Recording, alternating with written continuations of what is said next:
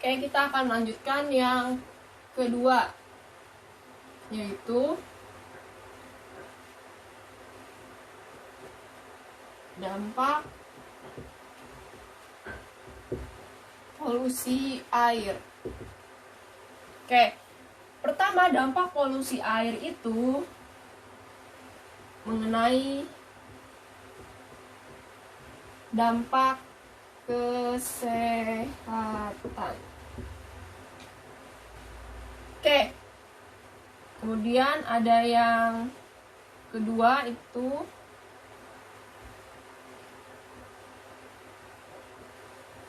dampak terhadap lingkungan. Oke, di sini untuk dampak polusi air akan ada 2 poin yang akan dibahas. Yang pertama, dampak kesehatan. Oke, kalau air tercemar, kira-kira dampak kesehatan yang paling buruk itu apa sih? Oke, yang pertama, kalau air tercemar maka akan ada yang namanya bakteri dan virus. Oke, bakteri dan virus ini berperan sangat-sangat tinggi dalam kesehatan tubuh manusia. Ketika tubuh manusia sudah dimasuki oleh bakteri dan virus, maka kita akan sakit. Nah, kemudian kalau air tercemar pasti ada yang namanya sarang nyamuk. Oke, kalau ada sarang nyamuk, pasti ada yang namanya nyamuk malaria. Maka pasti ini akan menimbulkan juga penyakit. Lalu kalau air tercemar pasti ada sarang lalat juga nggak? Nah, sarang lalat juga pasti ada. Misalkan air tercemarnya itu banyak-banyak sampah yang berbau, pasti itu juga ada sarang lalatnya. Lalu misalkan kalau lalatnya tadi mengerumuti bagian di polusi air, lalu lalatnya terbang ke permukiman masyarakat, maka lalat itu akan menempel, misalkan, karena lalat itu suka dengan yang wangi-wangi seperti makanan. Oke, lalu bagaimana ketika lalat itu nempel di makanan kita? Oke, maka lalat ini akan memberi penyakit atau sakit pada tubuh manusia. Nah, sempat Ibu bahas juga mengenai dampak kesehatan polusi air pada saat kita membahas limbah air, yaitu kejadian di Minamata, Jepang. Oke, ketika polusi air, ada perusahaan batu baterai di Jepang, dia membuang limbah airnya ke laut. Sedangkan masyarakat di situ hobinya makan ikan laut, sehingga akhirnya masyarakat di daerah tersebut mengidap penyakit Minamata atau itu gangguan syaraf. Nah, itu juga salah satu dampaknya ya pada kesehatan. Nah, ini yang paling umum yang akan kita lihat. Pasti ada bakteri dan virus, kemudian sarang nyamuk, kemudian juga ada sarang lalat. Kemudian dampak yang kedua itu dampak terhadap lingkungan. Oke, yang pertama itu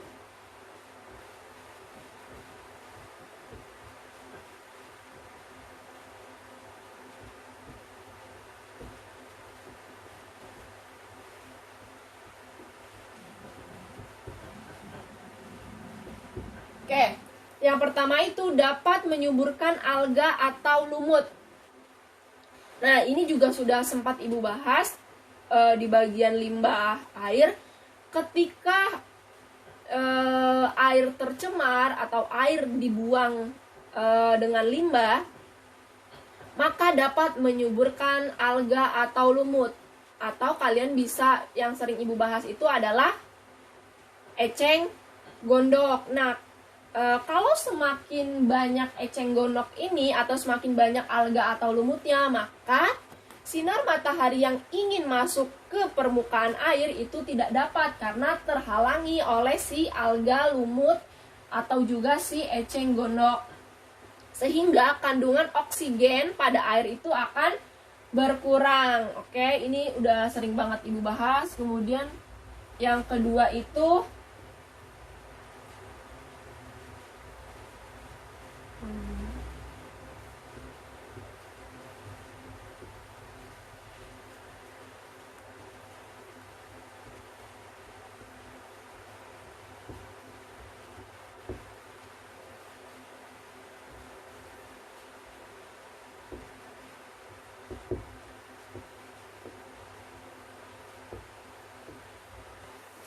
Oke, yang kedua itu mengganggu kenyamanan dan keasrian kota. Oke, polusi air atau pencemaran air pasti airnya akan berbau, benar atau tidak? Nah, kalau airnya bau, ini akan mengganggu kenyamanan kita yang lewat permukaan air tersebut. Oke, kemudian keasrian kota akan mengganggu juga keasrian kota. Harusnya, misalkan sebuah kota ada danaunya. Nah, danaunya ini harusnya sebagai tempat wisata, malah jadi pengganggu. Kenapa? Karena satu tadi, kalau airnya kotor, pasti kalau airnya tercemar, airnya akan bau. Kemudian kalau airnya tercemar, warna airnya pun akan berubah. Harusnya air yang bersih itu berwarna bening. Tapi ketika airnya tercemar, maka airnya akan berwarna lain, bisa berwarna hitam, bisa berwarna hijau. Kalau lumutnya terlalu banyak, maka dia akan berwarna hijau, seperti itu. Oke, kemudian yang ketiga,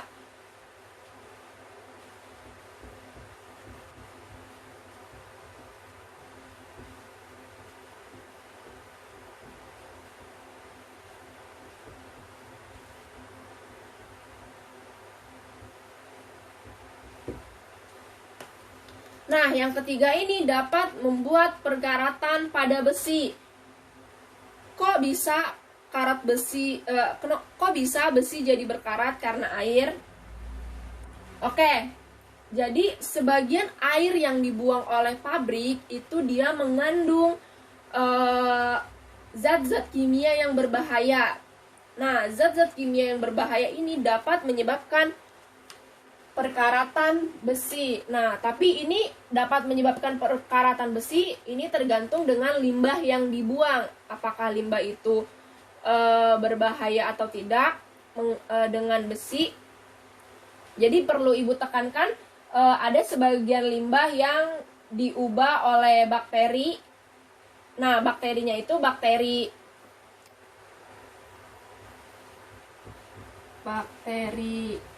anaerob. Jadi ada sebagian limbah yang diubah oleh si bakteri anaerob ini menjadi gas yang merusak. Nah, gas yang merusak ini dia akan melakukan perkaratan pada besi. Oke, kemudian abis ini Ibu akan menjelaskan penanganan pada polusi udara.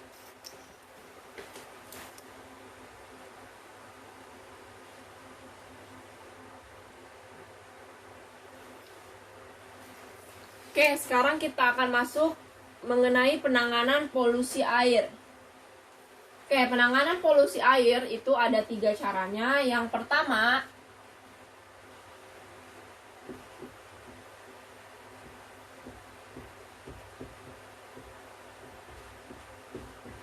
pembuatan kolam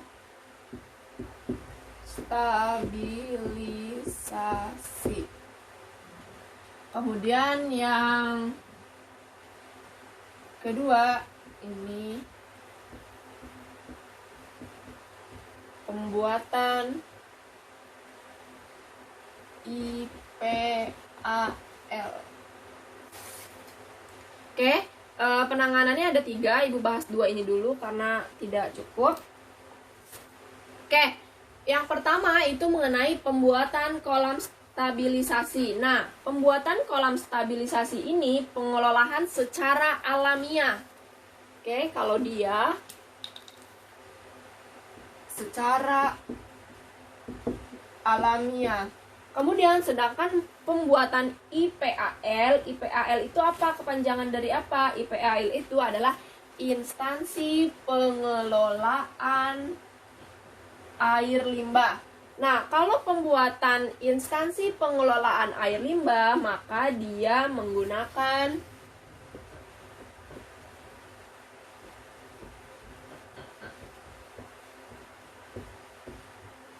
alat. Jadi kalian bisa bedakan kalau pembuatan kolam stabilisasi itu pengelolaannya secara alamiah, tapi kalau pembuatan IPAL itu menggunakan alat. Sekarang Ibu bahas yang poin pertama dulu. Pembuatan kolam stabilisasi alamiah itu maksudnya gimana, Bu? Nah, di sini clue-nya udah ada alamiah. Clue-nya di sini ada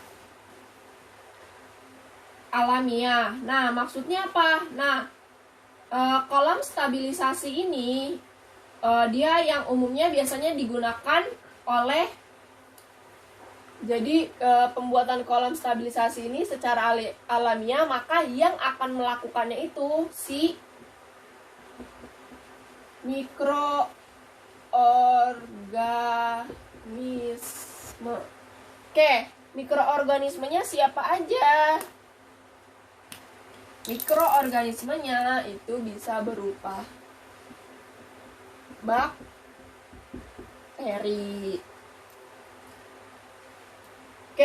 Kemudian yang kedua, pembuatan IPAL, instansi pengelolaan air limbah, itu menggunakan alat. Nah, dia itu ada 3 tahapan dalam pembuatan IPAL ini. Yang pertama itu ada yang namanya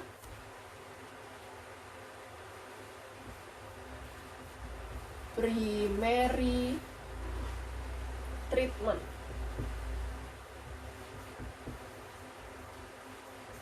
Kemudian yang kedua ada secondary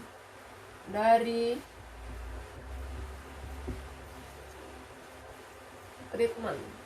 Kemudian yang ketiga ada yang namanya tertiary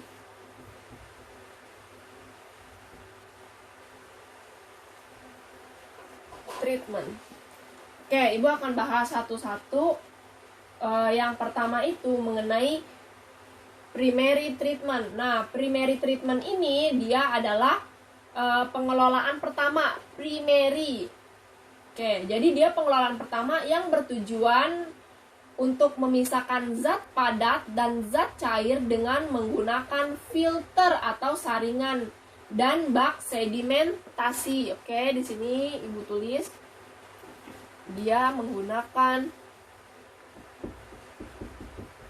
filter. Filter itu penyaringnya atau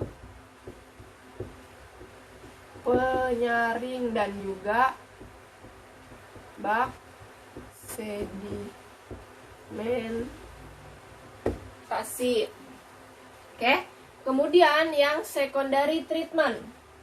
Secondary treatment ini pengelolaan kedua.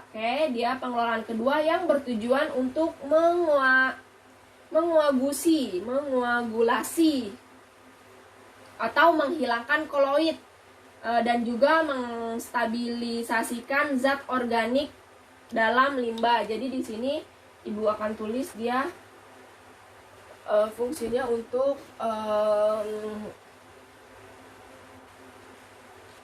menghilangkan koloid.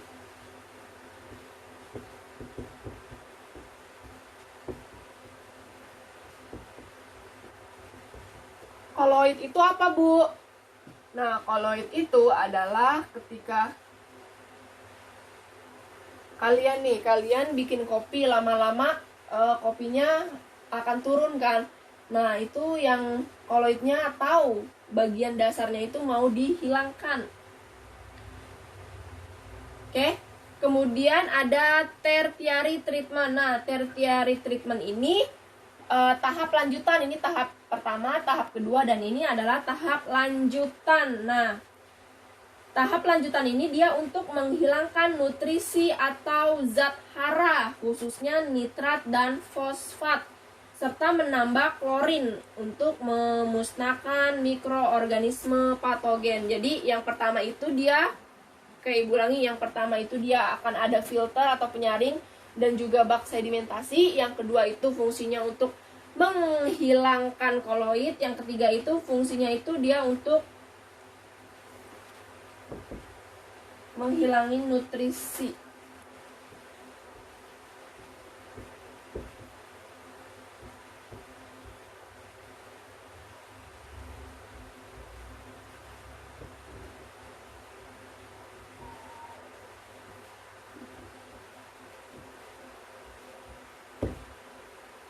Unsur hara. Nah, oke.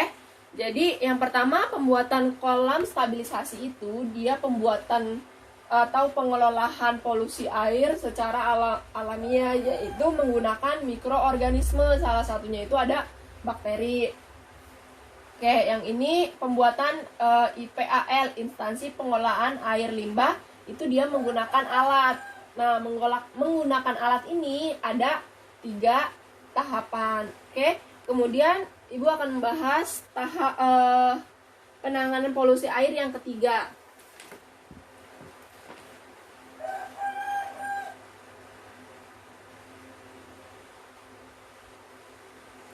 Oke, selanjutnya itu penanganan polusi air yang ketiga itu ada pengolahan ekskreta. Ekskreta itu apa? Nah, ekskreta ini dia banyak terkandung dalam air limbah rumah tangga. Jadi dia lebih ke arah limbah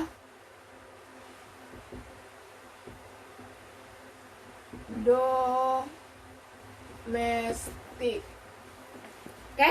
Nah, pengelolaan ekskreta ini dapat dilakukan dengan menampung dan mengelola pada jamban atau septic tank yang ada di sekitar tempat tinggal rumah kita. Jadi dia pengelolaannya ada 2 cara nih. Yang pertama melalui jamban, yang kedua melalui septic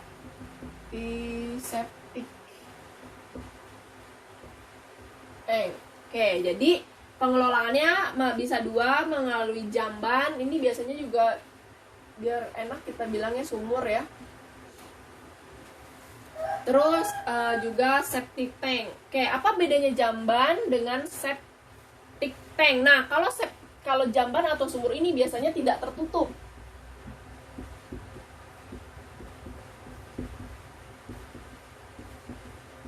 Nah, kalau septic tank ini dia tertutup. Nah, untuk jamban atau sumur dia kan tidak tertutup. Nah, maka syarat untuk pembuatannya itu dia tidak mengotori permukaan tanah. Oke, karena dia tidak tertutup, maka dia tidak boleh mengotori permukaan tanah. Kemudian permukaan air dan air tanah di sekitar itu tidak boleh menimbulkan bau. Karena kalau dia menimbulkan bau, maka dia bisa terjangkau oleh serangga seperti lalat, nyamuk, juga kecoa. Kemudian kalau septic tank gimana? Nah, kalau septic tank ini karena dia tertutup, maka dia akan dilakukan oleh seperti tadi, oleh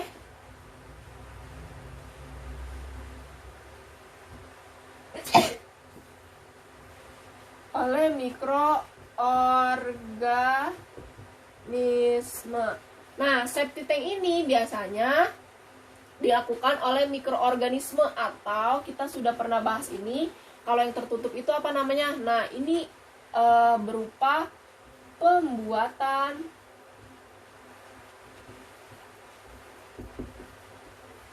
biogas. Oke, kita pernah bahas atau Ibu pernah menunjukkan pembuatan biogas. Nah, pembuatan biogas ini dia tertutup kan medianya. Nah, maka yang melakukan prosesnya itu si mikroorganisme atau bakteri.